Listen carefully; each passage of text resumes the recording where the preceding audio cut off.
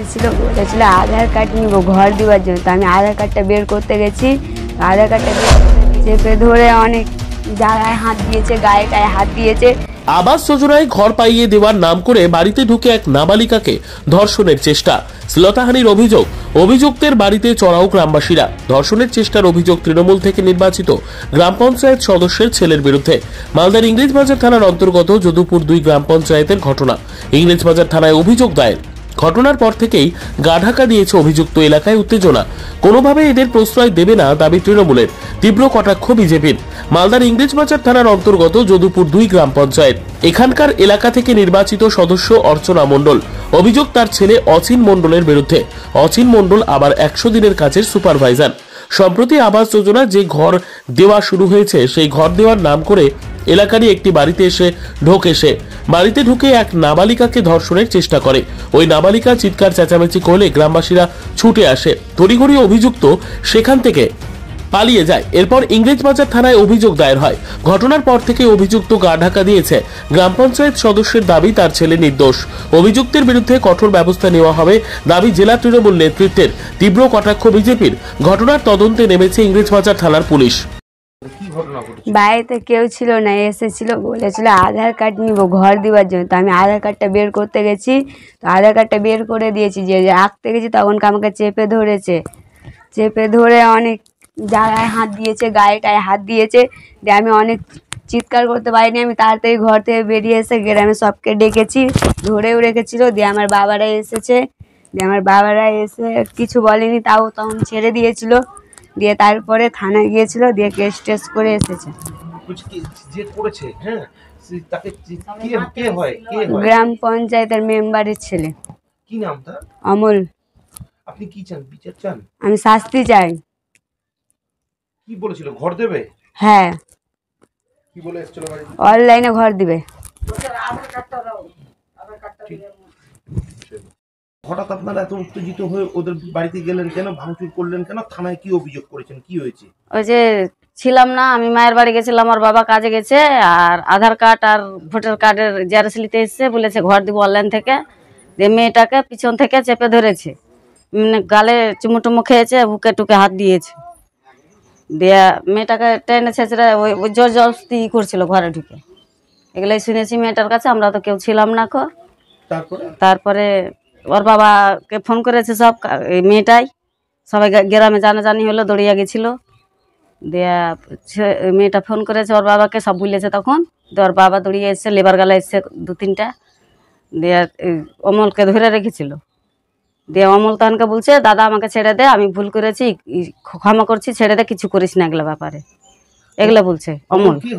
অমল আমার দেওর হয়। ওর মা ই করে মেম্বার। কোন দলের মেম্বার জানেন? কোন দলের মেম্বার? টিএমসি তিলমুন। ওর মা কি গ্রাম পঞ্চায়েতের মেম্বার? হ্যাঁ। কি বলছিল ঘর দিবে? হ্যাঁ, ঘর দিবে, ওই জন্য সব নিতে এসেছিল জিনিসপত্র, আধার কার্ড মা। আর মেয়েটা বের করেছিল, আর ওকে ধরেছে পিছন দিক থেকে পাজিয়ে। তারপর ওর বাড়ি ঘেরাও করেছিল? হ্যাঁ। থানায় অভিযোগ করেছেন? হ্যাঁ, করেছি। আমি ঘরে ছিলাম আমার বাচ্চাটাকে নিয়ে, বাচ্চাটা ঘুমিয়েছিল। এবার কয়েকটা লোক এসে আমাকে খুব অত্যাচার করে, গায়ে হাত দেয়। আমি বাচ্চাটাকে কোনো রকম বাঁচাবার জন্য আমি জানলা দিয়ে বেরিয়ে যাই। অনেকগুলো লোক আমাকে ধরে নিয়েছিল, কোনো রকম বাচ্চাটাকে একটা বাসের বাড়ি মেরেছিল, আমাকে হাতেও মেরেছে। শুধু আমি যান বাঁচাবার জন্য জানলা দিয়ে পালিয়ে যাই। আপনার স্বামীর বিরুদ্ধে তো অভিযোগ করেছে থানাতে যে আপনার স্বামী একটা বাচ্চা 17 বছরের মেয়েকে রেপ করেছে। আমার স্বামী রেপ করেনি, আমার স্বামীকে ফাঁসিয়েছে। কেন? ওই যে সব দুশ্মন লেগেছিল ওর পেছনে, ওই যে ঘরের জন্য। আমার স্বামী একটা মেয়ের সাথে গল্প করছিল, কিন্তু অনেকগুলো লোক ছিল। আর রাস্তার ধারে কি রেপ করা যায় দুপুরবেলার দিকে? ওইটুকুনা জিনিস নিয়ে আমার স্বামীকে ফাঁসিয়েছে। আপনার স্বামী কি করেন? আমার স্বামী সুপারভাইজার। কিসের সুপারভাইজার? 100 দিনের কাজে। আপনার শাশুড়ি কি মেম্বার গ্রাম পঞ্চায়েতের? আমার শাশুড়ি গ্রাম পঞ্চায়েতের মেম্বার। কোন দল থেকে মেম্বার? টিএমসি। সঠিক না, ছেলে বললো যে আমি কানে কানে বললাম যে ঘর এসেছে, তুই পোস্ট অফিস বল, বাড়ি কোথায়, পোস্ট অফিস, জেলা কোথায়, মকদমপুর, কি বললো বুঝলা, কানে কানে বলেছে ওকে লক করা, ওই রাস্তার মধ্যে বলেছে। তারপরে ছেলে বললো, তারপরে চলে আসলো, আমার মেয়েকে এরকম কেন বললো, কানে কানে গ্রামের লোক সবাই এসে একবারে ভাঁড়চুর করে দিল। বলছি আপনার ছেলের নামে তো অভিযোগ করেছে থানাতে যে রেপ করেছে মেয়েকে। না, রেপ করেনি, রাস্তার মধ্যে রেপ করবে, আরো লোক ছিল, মিথ্যা বলে করেছে, বললাম মিথ্যা কথা বলেছে। বলছি আপনার ছেলে কি করে এমনি? এমনি শুকর ভাজা, সবার বাড়ি ঘর আসছে, আমি বলেছি যে তুই বাড়ি ঘর গেলা সবাইকে দে, আমি অফিসে যাই, ভিডিও যাই, সব দিকে করি। আপনি গ্রাম পঞ্চায়েতের মেম্বার? হ্যাঁ, যদুপুর টুলিয়া দেখাশোনা আমার। গ্রাম জিতেছেন আপনি ভোটে? হ্যাঁ। কোন দল থেকে জিতেছেন? মমতা টেমসি। কি মনে হচ্ছে আপনার ছেলে কি ফাঁসিয়ে দেওয়ার চেষ্টা হচ্ছে? হ্যাঁ, ফাঁসিয়ে দিয়েছে। কেন? কেন যে পাচ্ছে বাড়ি ঘর পাচ্ছে, ওই পাচ্ছে না, এই রকম হিসাব সব ছিঁড়ে খাচ্ছে। এরা তো বাড়িতে গিয়ে আবাস যোজনা সার্ভে করতে যাচ্ছে, সেখানে গিয়ে যদি নাবালিকাকে বাড়ির ধর্ষণ করতে যায়, এর থেকে দুর্ভাগ্যজনক আর কিছু হতে পারে না।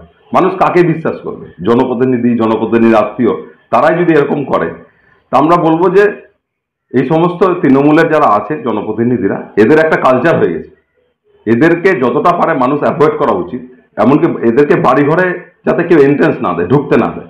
তো এরা এই ভোটার লিস্ট সংশোধনের নামে আবার যাচ্ছে।